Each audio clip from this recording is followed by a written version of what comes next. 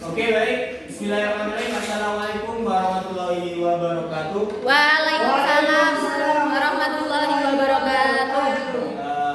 Bagaimana kabarnya anak? Baik. Ada yang tidak masuk hari ini? Alhamdulillah sehat semua ya.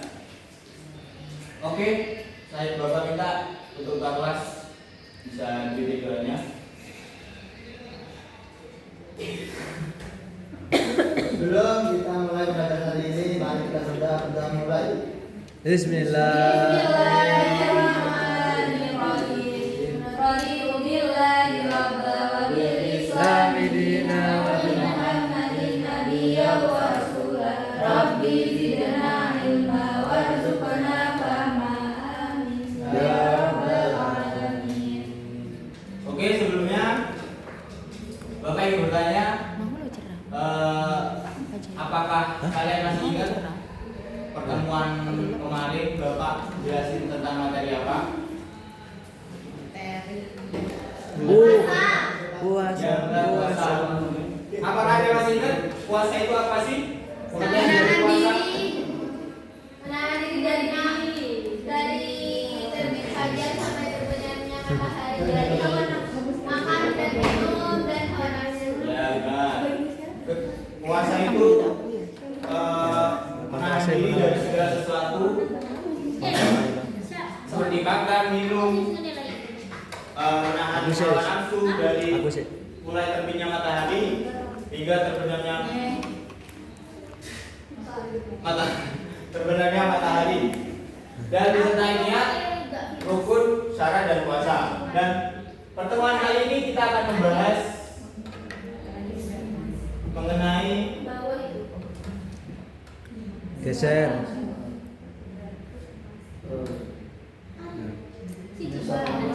Scroll. Itu bahasa apa dulu? Au. Oh, angel.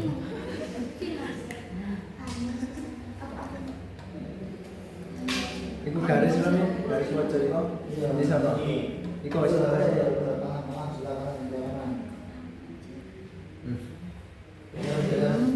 Coba.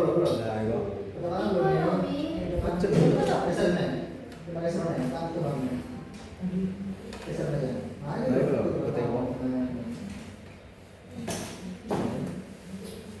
Oke, pertemuan kali ini kita akan membahas mengenai materi sifat husnuzon. Ada yang pernah tahu husnuzon itu apa sih? Perkataan dari husnuzon itu apa sih? Ada yang tahu? Mas Idris? Barisnya? Gak ada yang tahu. Jadi sifat husnuzon itu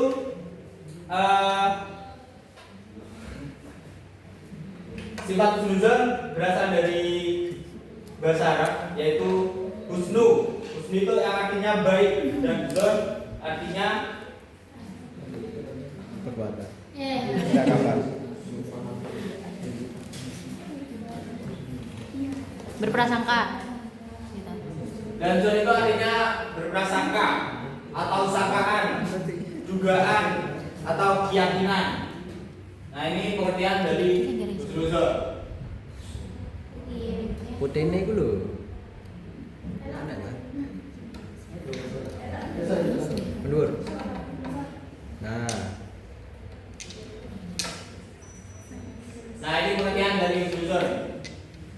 Husnuzon secara berasal dari bahasa Arab, yaitu husnu yang artinya baik, dan zon berarti dugaan, sangkaan atau prasangka atau keyakinan. Sedangkan untuk istilah, husnuzon itu adalah adanya pemikiran yang positif atau pemikiran yang baik terhadap manusia lain, bahwa setiap manusia itu pasti memiliki kebaikan yang bermanfaat bagi yang lainnya.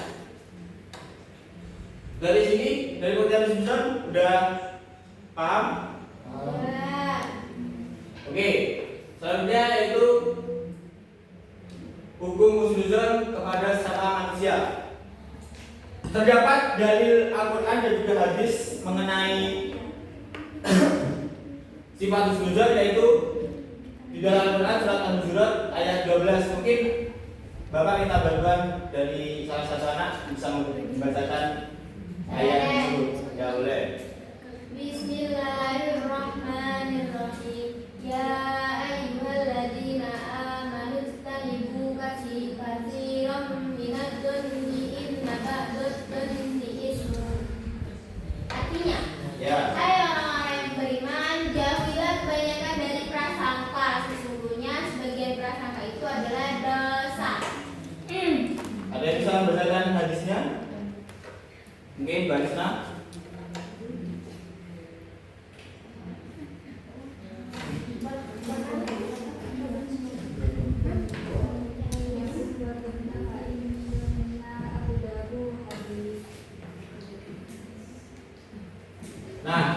Dari kedua dalil tersebut yaitu kita harus menjauhi kebanyakan dari prasangka, terutama prasangka buruk. Sesungguhnya sebagian prasangka itu adalah dosa. Kalian tahu perbedaan husnuzon antara husnuzon dan juga suuzon? Beda dong Pak. Apa bedanya? Suzon itu nggak baik, prasangkanya buruk. Ya, suuzon itu lawan kata kebalikannya dari husnuzon. Husnuzon, sedangkan suuzon itu pemikiran manusia yang buruk atau negatif. Sedangkan husnuzon itu sifat manusia yang positif atau baik. Nah, selanjutnya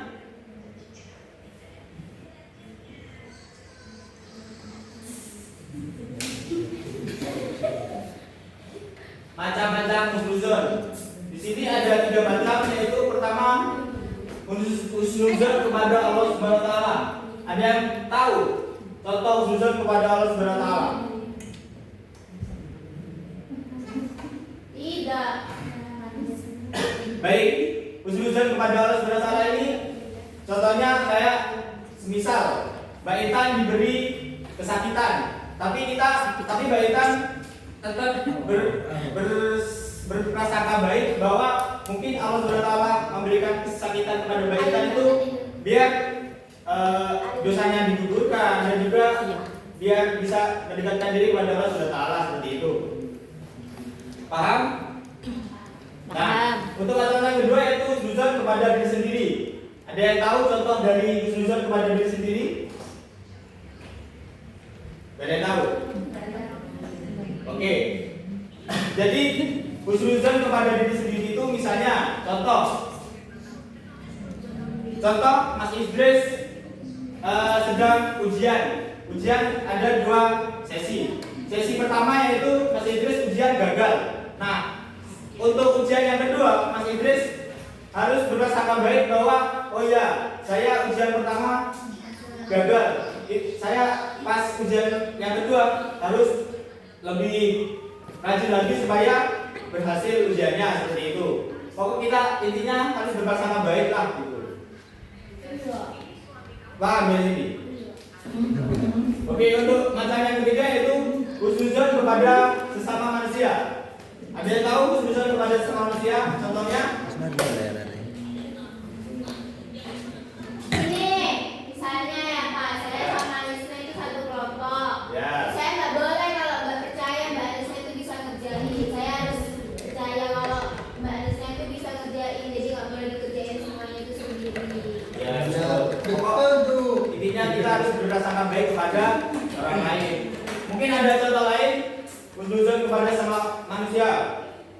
Ada lagi. Ya. Misalnya ya Pak, teman saya itu terlambat. Ya. Itu mungkin dia akan bangun tidur atau mandi kan nggak tahu. Apa makan dulu ya kan?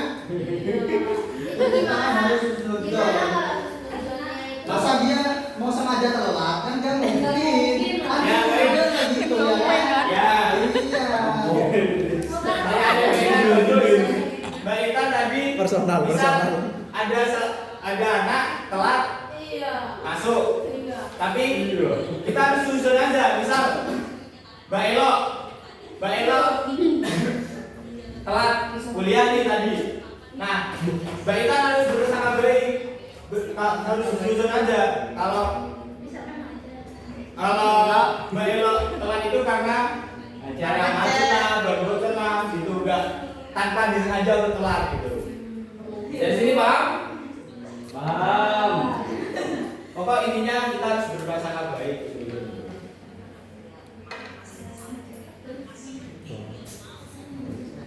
Untuk selanjutnya yaitu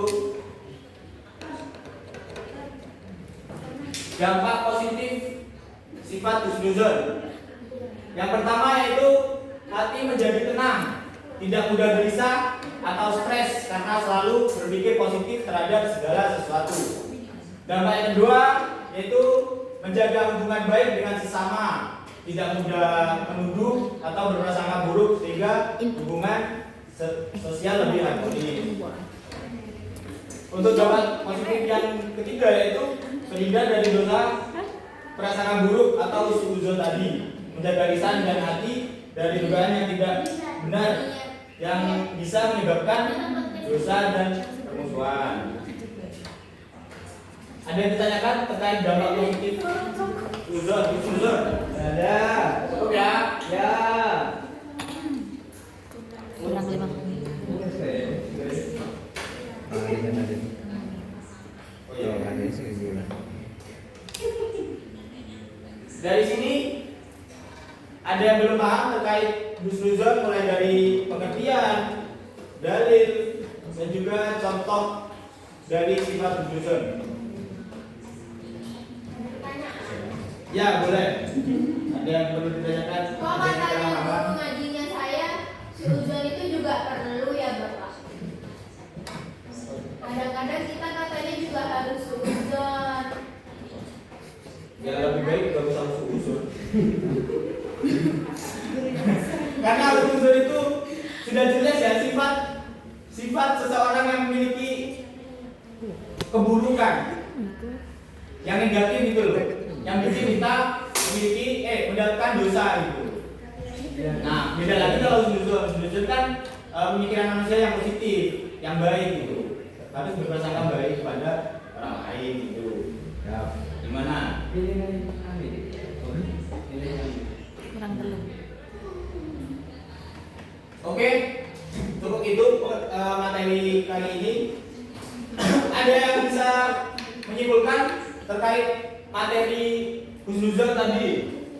Mas Idris, ada bisa menyimpulkan? Husnuzon adalah perilaku yang berburuk sangka kepada Allah, kepada diri sendiri, kepada orang lain, dan kepada ya, husnuzon itu adalah berbaik sangka kepada Allah, kepada diri sendiri, kepada orang lain, dan yang lain-lain.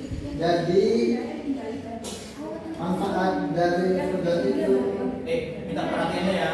banyak, dan kita dianjurkan untuk husnuzon. 3-3-nya. Betul.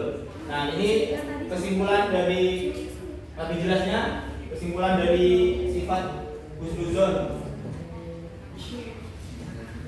Tengahnya, amin. Nah ini kesimpulan dari sifat husnuzon. Husnuzon adalah sikap berbaik sangka kepada Allah, diri sendiri dan sesama manusia.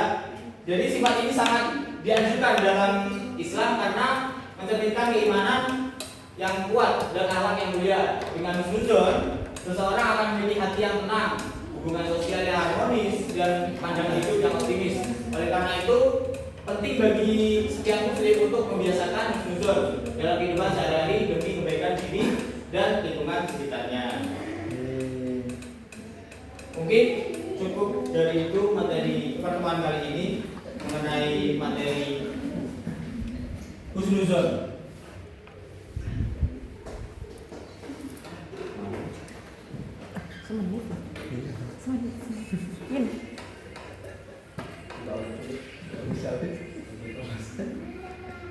Oke, cukup sekian pertemuan kali ini. Mungkin untuk pertemuan depan kalian bisa cari contoh lain mengenai husnuzon kepada Allah Subhanahu wa taala, kepada diri sendiri, dan juga husnuzon kepada sama manusia. Jadi di tugas pertemuan besok mencari contoh husnuzon dalam kehidupan sehari-hari. Dikumpulkan tahun besok ya. Ya. Oke, cukup sekian pertemuan kali ini. Mungkin dari ketua kelas bisa ditutup dengan bacaan kafaratul majlis. Bismillahirrahmanirrahim. Subhanakallahumma wa bihamdika asyhadu an la ilaha illa anta astaghfiruka wa atubu ilaik.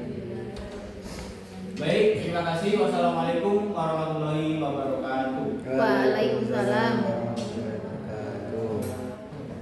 Baik, dari saya kepada Mas Amin untuk penampilan pada hari ini sudah lebih baik daripada pertemuan yang pertama.